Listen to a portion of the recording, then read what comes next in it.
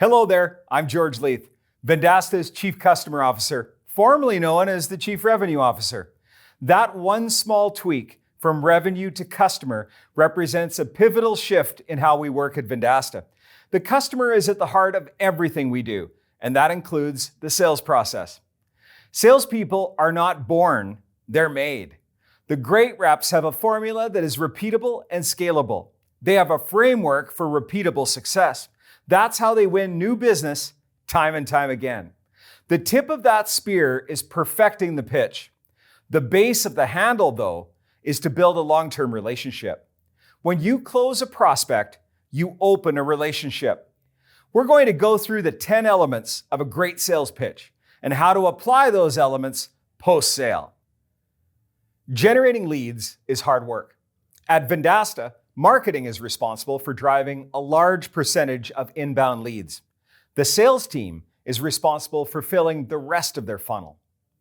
Everyone knows that getting leads is hard, and closing them is even harder. Sales conversion rates across industries only have an average of 2.46 to 3.26%. That means that more than 95% of conversations are just that, conversations. Getting your pitch right is a huge driving factor of pushing up that number. But the other part, the one that gets left off most blogs on this topic, is the customer growth and follow-up. I hate the word close. Much of the work truly starts when a sale is closed. If you ask me, this is the beginning, the start. It's not the end of it all. But we do need to get to the point where we start a relationship. My good friend and agency owner Mike Giamprini said on his version of the Conquer Local podcast, "We'll spend a good 90 days proving to the customer that we can impact their online presence positively. And we can make them look better, appear relevant, appear more often, appear consistently online, and get them ready to drive eyeballs to their business. So 90 days later, we'll create an opportunity to sell some paid search to the customer if it's relevant, if it makes sense for them."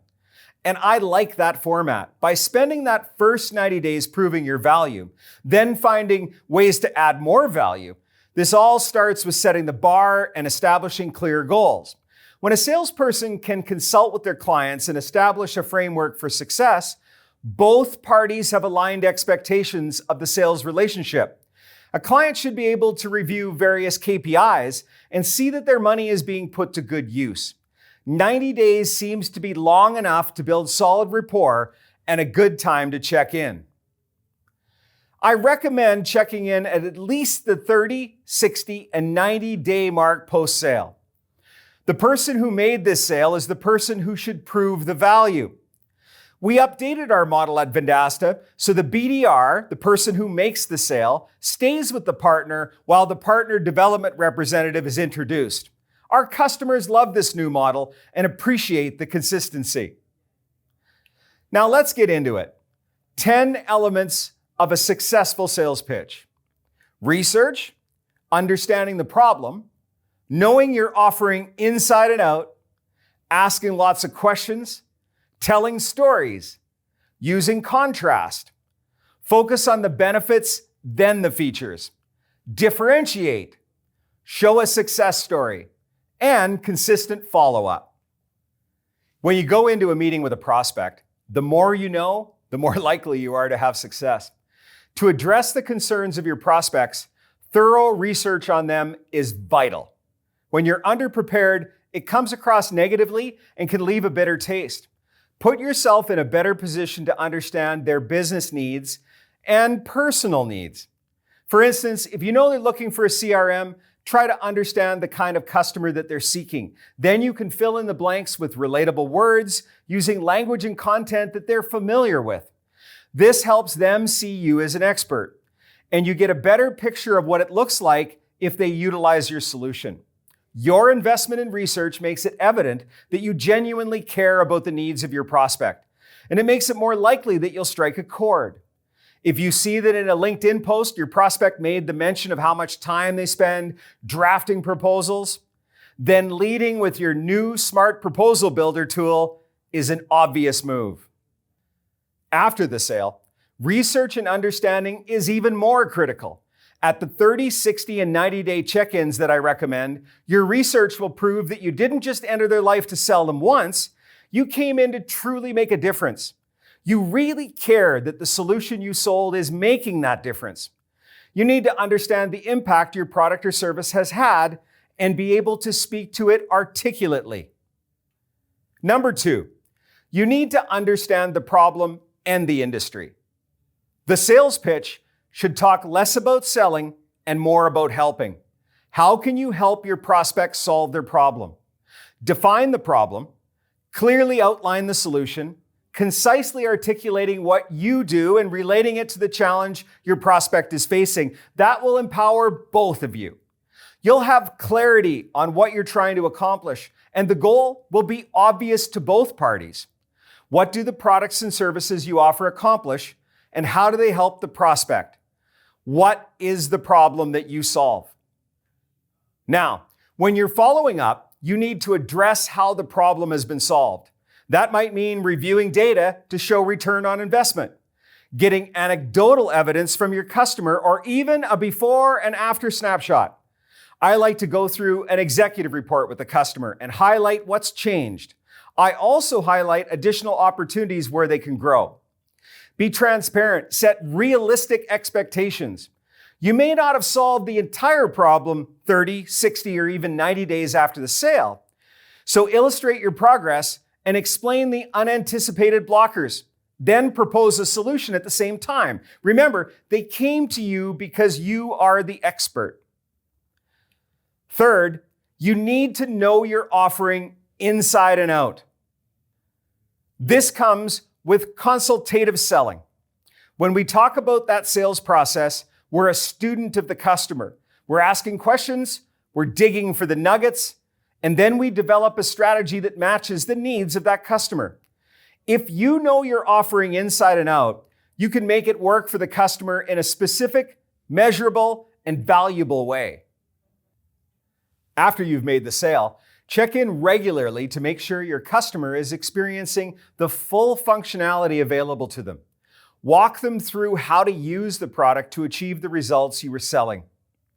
At one of the later check-ins, this might be a great time to upsell to additional products or services depending on the needs of the customer. Now that you've got a great website up and running, let's make sure that you're following a social media strategy to get eyeballs on that website. You've proven why listings need to be correct. Maybe it's a great time for reputation management solutions, and on and on and on. Don't forget to ask questions. A successful sales pitch begins with a dialogue. Rather than starting with an opening line that's all about you and your organization, try posing a question. Asking questions makes your presentation more interactive. It engages a different part of your prospect's brain. Use open-ended questions like, have you ever noticed? Do you see this in your current setup? What's the biggest challenge your business is facing right now? Not only will asking questions ensure that your prospect is more engaged, but it will give you better information too. You already know all about your offering. What can you learn in this meeting? The more the customer is speaking, the more customized you can make your conversation. The more your follow-up proposal and the solution that you offer will connect the dots for your prospect. Make sure you don't stop asking questions after the sale. Things like, is this working the way that you expected? How can I improve your experience? Work with your prospect to set goals on timelines and then revisit those goals on a regular cadence. If you worked with them to set an expectation of improving their digital advertising click-through rate by 1% in the first 90 days, make sure you check back in regularly and report progress.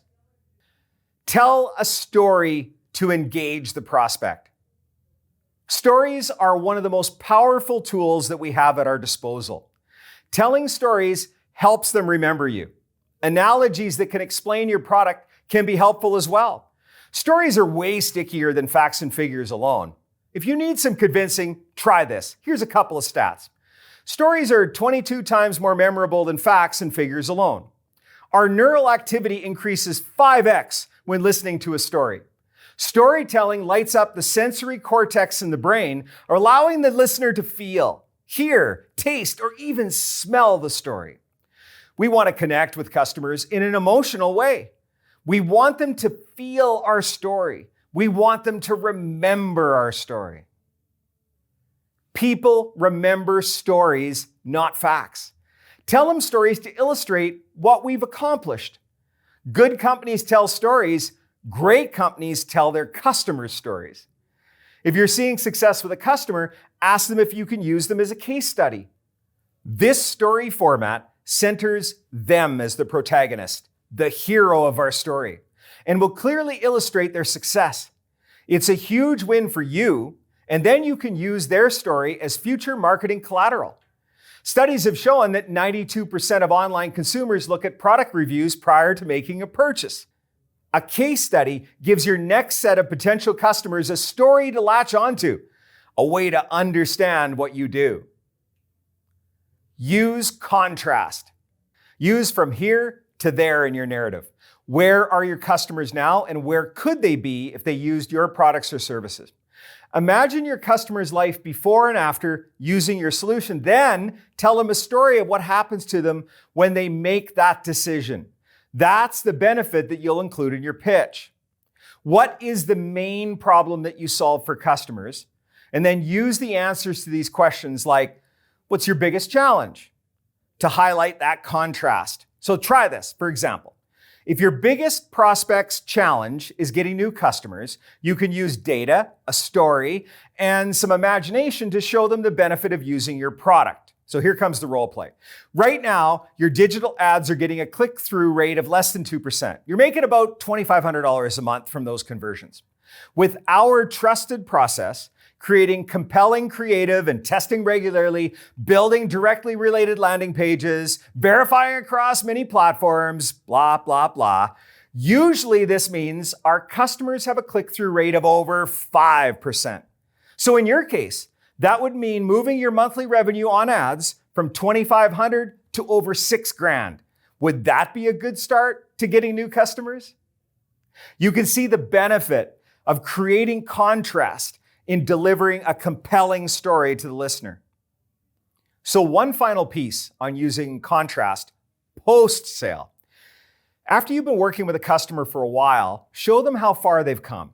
Here's something you could try. You used to be up late every evening, missing some of your kids' extracurricular activities, trying to get your digital ads to work. Now that we're providing this service, they're performing better, you have more customers, and your ROI is much higher. Do you find yourself having extra time for your family? Highlighting the benefit you've been able to provide is a great way to build their trust. Number 7, focus on benefits, not features. When describing what your products or services deliver, you should always lead with their benefits rather than the features. No one cares if your social marketing tool has the functionality to find keywords within a 25-mile radius. They likely do care that you can proactively find customers that are interested in getting their tires fixed by typing in flat tire and connecting Twitter users to the right business. It's really easy to get caught up in that feature-to-feature comparison battle. Our competitors may be able to do that. We can do this. This can be compelling, but usually I find it's a tit-for-tat product dump. Looking at feature matrices and comparing dollar for dollar are signs that your prospect is focusing on features and not benefits. We need to interrupt this. These pieces of the puzzle are worthy consideration, but they simply can't be the focus. An umbrella might have a wooden handle and built of a certain kind of material, but its benefit is to protect you from the rain. That's why you need it. After the sale, this is much more intuitive. Illustrate what your customer has achieved. You can bend this rule by reminding them that they did it. It doesn't mean a highly technical explanation of what's been achieved. Use a contrasting narrative like I described to drive home the benefits. Number 8, you must differentiate. So now you get to delve into your unique selling proposition. Why should your audience choose you and not your competitors? Your brand positioning statement should be unique to you. A competitor can't just swap out your company name and replace it with theirs. This might be your unique selling proposition, or otherwise known as your brand promise. Let's try some examples. Charles Reverson, founder of Revlon, always used to say he sold hope, not makeup. Some airlines sell friendly service while others sell on-time service. Neiman Marcus sells luxury while Walmart sells bargains. Vendasta delivers incredible online experiences, not simply a platform for agencies and service providers to market, sell, fulfill, bill, and deliver digital solutions to SMBs. You can see the difference, and your prospect will feel it too. Now, when it comes to differentiating, we have to focus post-sale as well. That doesn't mean you need to mention all your competitors and how you crush them. Don't be afraid to mention the competition, but I never focus on them. Focus on what is different and special about you. Not only do you want customers, but you want brand loyalists who care about what you do and why you do it. When customers truly buy into your brand promise, your unique selling proposition, they'll support you proudly and openly and refer business your way. They become raving fans. Show a success story. I can't stress this enough. Once you've explained the benefits and clearly defined what you're going to do and shown the prospect how you're going to measure success, you want to leave them with a success story. Show them someone who has done this before and explain the tactics that they used to achieve their extraordinary success. This story will stick. It will give that prospect a concrete understanding of how all of what you've said translates in the real world. After the sale, you can share other stories of customers in similar situations who've created a prospect for repeatable success. The more relatable the stories are, by company size, niche, and industry, the more likely they are to resonate. When you can highlight the tactics used to achieve success, that's incredibly beneficial. It works to create a playbook for your customer. Perhaps this customer is your next success story. And finally, here's number 10, the follow-up.